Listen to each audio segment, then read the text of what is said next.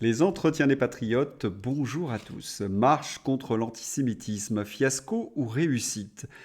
Alexandra Orion-Caude, encore victime de barbouze. Avant de répondre à ces deux questions et traiter de nombreux sujets d'actualité, vous savez, je veux remercier tous ceux qui me permettent de me consacrer essentiellement à la réinformation en me finançant à l'aide des merci rémunérateurs, qui sont en dessous de la vidéo parce que vous me posez souvent la question. Et aujourd'hui est à l'honneur Pierre-Louis Garnier, un fidèle parmi les fidèles. Merci à lui du fond du cœur.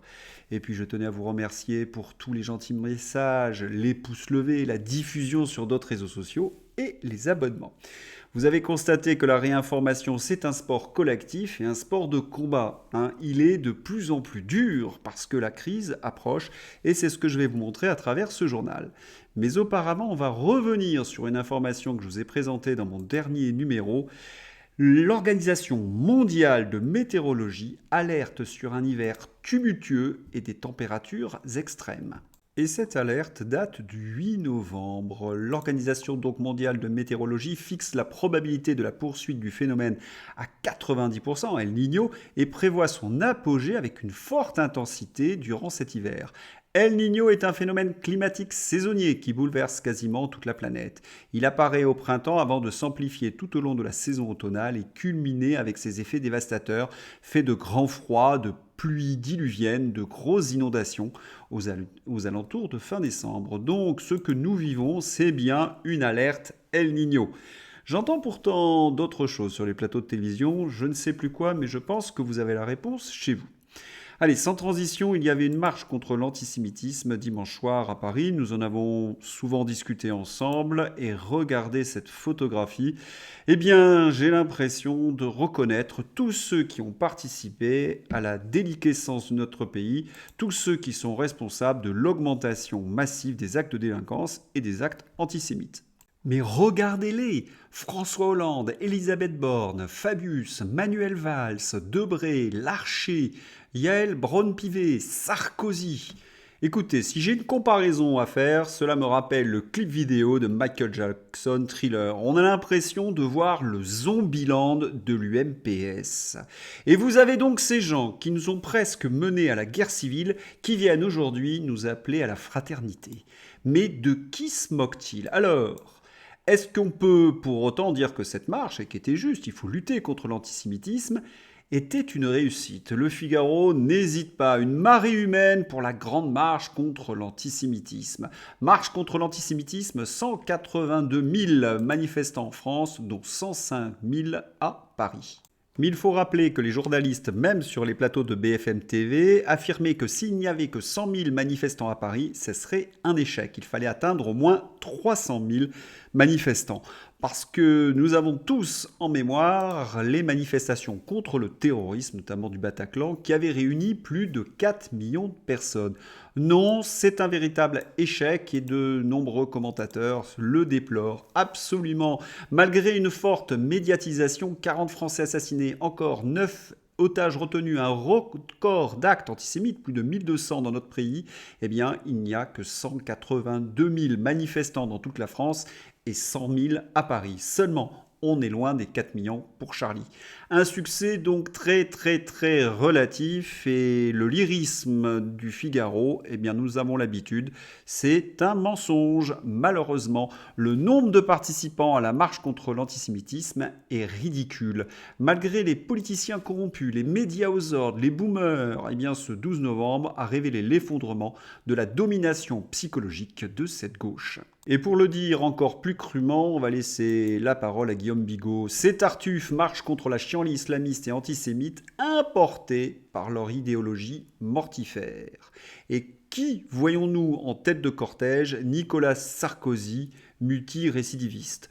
On comprend mieux dans ces conditions pourquoi Emmanuel Macron n'a pas voulu participer à ce cortège. Il aurait été placé entre les deux anciens présidents qui l'ont soutenu, qui ont mené les mêmes politiques, Nicolas Sarkozy et François Hollande.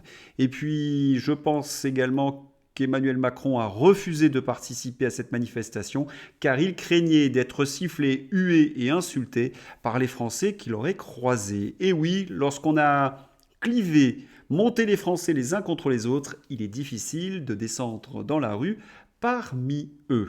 Et d'ailleurs, lorsque je parle de siffler, c'est ce qui est arrivé à de très nombreux hommes et femmes politiques de gauche. Marche contre l'antisémitisme, les élus de gauche accueillis par des huées. Par ailleurs, de très nombreux internautes se seront indignés de la présence de l'UMPS et des leaders d'extrême gauche. Ils ont comparé leur présence à celle d'Émile Louis à une marche contre les agressions sexuelles. C'est un peu ce qu'avait formulé Guillaume Bigot. Les patriotes ont défilé pour cette marche, je pense à Nicolas Dupont-Aignan. Ce dimanche, je suis venu aux Invalides saluer comme gaulliste les manifestants de la marche contre l'antisémitisme, car j'ai toujours combattu et je combattrai toujours l'antisémitisme et le racisme. Mais ne comptez pas sur moi pour marcher aux côtés de ceux qui nous gouvernent depuis 30 ans et qui portent l'entière responsabilité de cette montée de l'antisémitisme et du racisme dans notre pays. Se rassembler, c'est bien, agir, c'est mieux, il y a urgence. Quant au Rassemblement national, il a défilé en quelque sorte à part. Nous marchions cet après-midi pour faire bloc contre l'antisémitisme décomplexé qui se déchaîne. Une marche très digne et un succès populaire à la hauteur de l'enjeu. Il faut également ajouter qu'il y avait une manifestation parallèle organisée par la France Insoumise qui n'a pas rencontré un franc succès et qui a été perturbée. Il y a eu de nombreuses tensions. Il faut aussi ajouter, pour clore le débat des manifestations, que le sénateur Ravier, qui défilait à Marseille, a été agressé par 2 antifas. Vous avez donc une manifestation pour unir la population française contre l'antisémitisme et vous avez des antifas qui attaquent un sénateur. CQFD.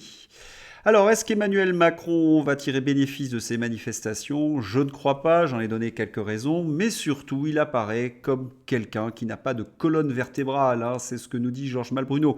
J'avais parlé d'ailleurs dans ma dernière vidéo de la girouette, et lorsqu'on lit le tweet de Georges Malbruno, c'est exactement cela. Vendredi, Macron dit qu'il n'y a aucune justification au bombardement tuant des civils à Gaza. Ce matin, Netanyahou l'accuse d'avoir fait une erreur grave sur le plan factuel et moral. Cet après-midi, Emmanuel Macron dit soutenir sans équivoque Israël et son droit à l'autodéfense. J'ai peur que le en même temps cher au président, ce que j'appelle le côté girouette, outre la confusion qu'il crée, nous conduise à nous brouiller avec beaucoup de monde.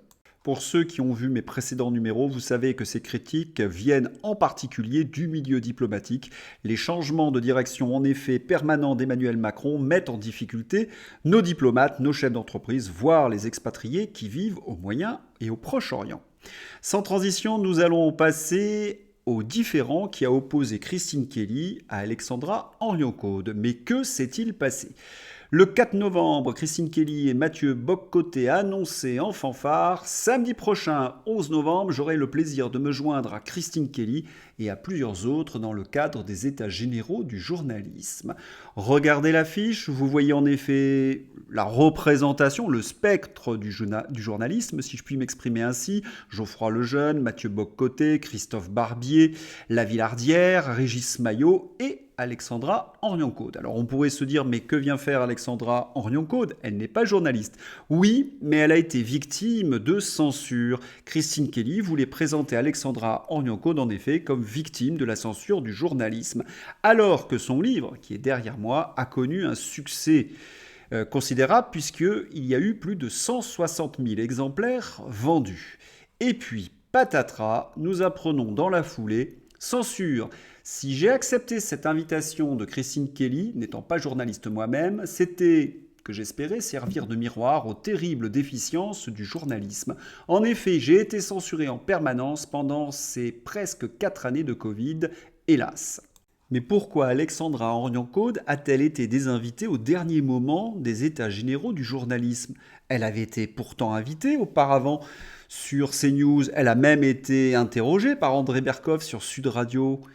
Et puis, il y a quelque chose d'absolument hallucinant dans cette affiche où on vous présente Alexandra Henrion-Caude et elle ne sera pas présente, comme s'il y avait un signe stalinien dans ces états généraux du journalisme. Est-ce que cela vous étonne ? Alors avant de dire ce qui s'est passé, je voudrais faire, moi, mes états généraux du journalisme. Vous savez que sur les plateaux de télévision, des chaînes d'information, on peut parler de tout. Oui, à l'exception des narratifs que vous connaissez bien, notamment la pandémie. Alors là, il est hors de question de dire la vérité. Quant à l'Ukraine, il faut suivre très servilement le narratif de l'Élysée. Quant à la guerre au Proche-Orient, ça devient de plus en plus difficile de faire son métier de journaliste. L'immigration, la délinquance, les victimes, il ne faut pas trop en parler. Et sur certaines chaînes aux ordres, et notamment dans le service public, c'est quasiment tabou. Il est aussi interdit d'évoquer les affaires judiciaires et financières d'Emmanuel Macron. Là, vous avez un véritable silence radio. Quant aux partisans du Frexit, ils sont littéralement blacklistés des chaînes de télévision. Vous avez compris, il est interdit de parler dans la presse aux ordres des sujets les plus importants. Mais comment se fait-il qu'on ait atteint un tel niveau de désinformation, de propagande et de censure ? Eh bien, c'est multifactoriel. La première des raisons, c'est certainement les subventions que donne l'Élysée à des groupes de presse qui sont détenus par des milliardaires. Je vous ai présenté dans un de mes précédents numéros qui détenait la presse en France et vous apercevez qu'il n'y a que des milliardaires. Dans ces conditions, il y a une véritable collusion entre le pouvoir politique et ce pouvoir économique qui détient la presse. Ça se traduit de manière très simple. Vous remarquez que les éditorialistes qui sont embauchés par ces milliardaires sont très proches d'Emmanuel Macron. Les Duhamel, les Bruno Judy, les Rutel Krief, les Jean-Michel Apathy. Ce ne sont pas eux qui vont vous donner des nouvelles contre le pouvoir politique. Et puis, ces milliardaires, il y a bien collusion, puisqu'ils dépendent également de la commande publique. Ils dépendent d'Emmanuel Macron pour d'éventuels contrats. Vous voyez mal Dassault se révolter contre Emmanuel Macron lorsqu'il y a des contrats de Rafale. Vous avez Kretinsky qui possède aujourd'hui de très nombreux numéros de presse, qui dépend lui aussi de commandes d'État. Il est hors de question dans ces conditions de remettre en cause l'Élysée. Et puis, il y a un facteur que généralement on minore et qui est pourtant très important, ce sont les publicités. Qu'est-ce qui fait encore un peu vivre la presse ? La publicité. Et lorsque vous avez des cosmétiques et des laboratoires qui pèsent très lourd dans les magazines comme l'Express, il est très difficile, par exemple, d'aller contre les laboratoires comme Pfizer et compagnie. Dans la presse écrite, il est quasiment impossible de s'opposer à un annonceur. Déjà qu'ils n'ont plus beaucoup de lecteurs, s'ils n'ont plus l'argent de la publicité, c'est la faillite. Et comme il n'y a pas beaucoup d'argent dans les rédactions de presse, que se passe-t-il ? Il y a de moins en moins de journalistes et ces journalistes ne font plus d'enquête. Parce que le journalisme d'investigation, c'est ce qui coûte le plus cher. Cela prend parfois des semaines, des mois pour donner le résultat d'une enquête. Pas d'argent, non. Que font les journalistes ? Ils vont commenter des dépêches de chez Reuters. C'est-à-dire qu'ils vont se fournir soit à l'AFP, très proche du gouvernement, ou très proche de réseaux de gauche, ou chez Reuters, c'est-à-dire des agences de presse qui vont véhiculer une information très américaine. Et là, on tombe sur le dernier facteur, ce qu'on appelle les réseaux. La presse est gangrénée par les réseaux de journalistes. Vous avez les journalistes qui sont au siècle et dans d'autres réseaux, j'en ai souvent parlé. Et puis, il y a des journalistes qui appartiennent à des réseaux très proches de l'atlantisme. Ce qui fait que sur les plateaux de télévision, vous avez une information essentiellement défendant le point de vue d'Emmanuel Macron ou de Joe Biden. Est-ce que vous avez une antithèse ? Quasiment pas. Et c'est tout le problème de la presse aujourd'hui. Et puis j'allais oublier quelque chose d'important, c'est que trop de journalistes aujourd'hui s'autocensurent parce qu'ils se font également agresser par les woke et autres associations féministes. Ils font très attention à ce qu'ils disent, voire ils censurent certains reportages parce que sinon ils se feraient taper, ils ne seraient plus politiquement corrects. Si je fais le bilan du journalisme français, eh bien il ne vous informe plus du tout. Il n'y a que les journalistes de leur information qui peuvent se permettre justement d'être politiquement incorrects. Et c'est dans ces conditions qu'Alexandra Orion-Caude a été censurée. Vous avez peut-être tous les éléments que j'ai déjà cités. Et puis, il ne faut pas oublier qu'il existe certains individus qui sont payés par le gouvernement pour pourchasser les opposants politiques. Regardez par exemple ces deux personnages. J'en ai souvent parlé dans mes vidéos, Jérôme Barrière et Julien Pain. Mathieu Bocoté venait juste de sécher l'encre de son tweet que Julien Pain sortait son revolver. J'aurais de nombreuses questions sur cet événement. Mais vous êtes qui, Julien Pain ? Un commissaire politique pour faire pression sur des journalistes ? Mais on pourrait commencer par qu'est-ce que fait Alexandra Orion-Caude, une généticienne adepte de la désinformation médicale. Alors on va s'arrêter déjà sur cette périphrase, désinformation médicale. Au contraire, Alexandra Orion-Caude a essayé d'informer les Français. Celui qui a désinformé, c'est Julien Pin. C'est ce qu'on appelle ni plus ni moins une inversion accusatoire. Nous avons toutes les captures d'écran et je vous les ai présentées dans mes entretiens précédents.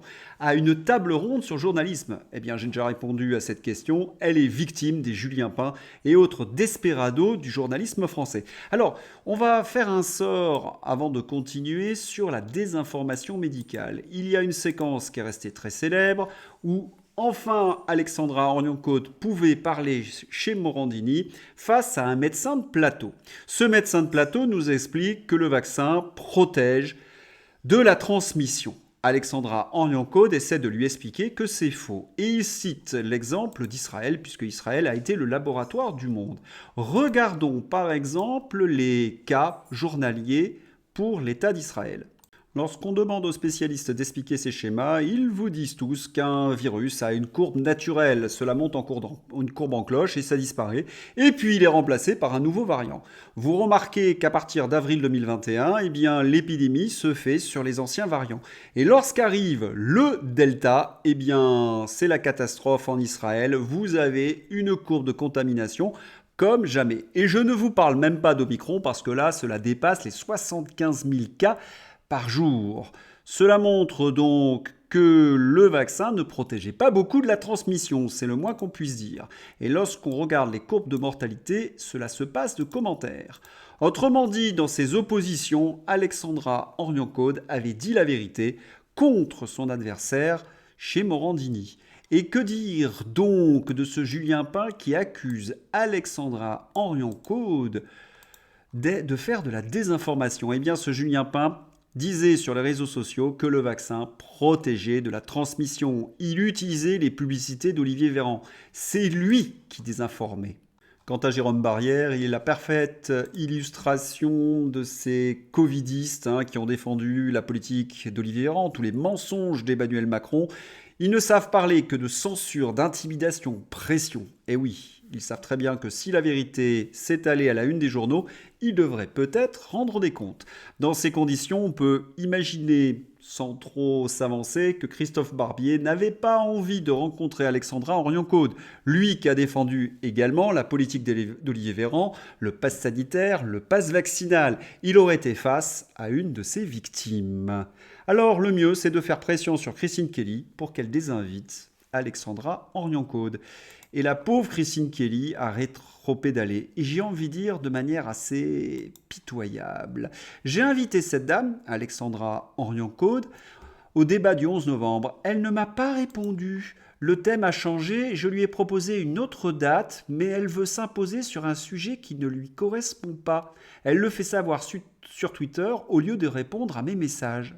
Oui, Christine Kelly, que nous aimons tant, est pris en flagrant délit de mensonge. Le thème a changé. Non, le thème n'a pas changé. Et Alexandra Orion-Caude vous a répondu. Oui, vous êtes obligé de rétropédaler. C'est d'ailleurs ce qu'affirme Alexandra Orion-Caude. Un quiproquo ? Je l'espère, car de mon côté, je me suis engagé pour être présente le 11 novembre, à votre demande, chère Christine Kelly, en prenant même mes billets et en vous informant tout en validant vos suggestions de table ronde par un pouce en haut qui signifie pour moi acceptation, d'où l'affiche d'ailleurs. Tout le monde peut changer d'avis, mais il faut l'assumer.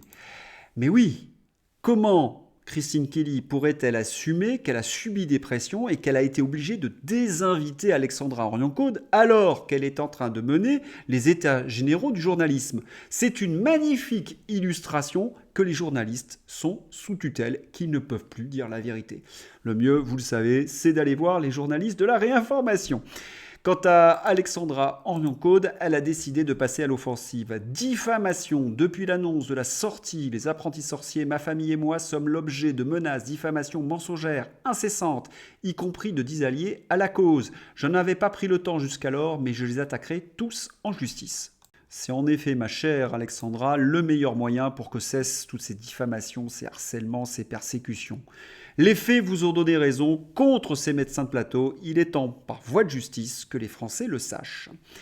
Allez, on va changer d'atmosphère. Nous allons ouvrir la page internationale. Et là, ça se passe très mal pour Zelensky. On a l'impression qu'il est véritablement lâché par Washington parce que la presse aux ordres reprend ce que nous disions il y a quelques mois. Un officier ukrainien désigné comme l'auteur du sabotage des gazoducs Nord Stream 1 et 2. Le colonel Chervinsky aurait dirigé l'équipe qui a fait exploser en septembre 2022 les deux pipelines en mer Baltique selon une enquête conjointe du Spiegel et du Washington Post. L'intéressé dément ce qui pourrait devenir une affaire embarrassante pour Volodymyr Zelensky. On sait en effet que quand un pays de l'OTAN est attaqué par un pays qui n'est pas, normalement, tous les pays de l'OTAN devraient répondre. Donc on devrait se retourner contre l'Ukraine qui a attaqué nos intérêts vitaux parce que le pipeline a été construit par l'Allemagne, la France et la Russie. Une affaire qui devient intéressante. Les Américains ne seraient-ils pas en train de lâcher Zelensky ? On dit même que Poroshenko soutient le chef d'état-major des armées Zaloujny pour renverser Zelensky. C'est vous dire. Ce rebond médiatique sur le sabotage des gazotubes Nord Stream 1 et 2 via le Washington Post, qui arrive après l'interview critique et gênante de Zaloujny dans le Time, la mort plus que suspecte d'un de ses proches collaborateurs interroge. L'ambiance à Kiev semble à couteau tiré avec des agissements médiatiques de la part des USA qui semblent faire le choix de la déstabilisation politique de Zelensky tout en se déchargeant parallèlement de toute responsabilité dans le sabotage précipité. Cette presse aux ordres découvre donc que Zelensky pratique une forme de terrorisme, mais aussi que c'est un dictateur, oui, dans la presse américaine et notamment dans Fox News. Le report des élections pourrait créer des problèmes diplomatiques pour Zelensky, étant donné que le soutien aux efforts en faveur de l'Ukraine, tant aux États-Unis qu'au niveau international, est inextricablement lié à la défense des idéaux démocratiques. Vous imaginez, la presse aux ordres découvre que Zelensky n'est pas forcément un démocrate. Eh bien, on va terminer ce journal sur cette bonne nouvelle. Je vous souhaite une excellente journée. À bientôt. Au revoir.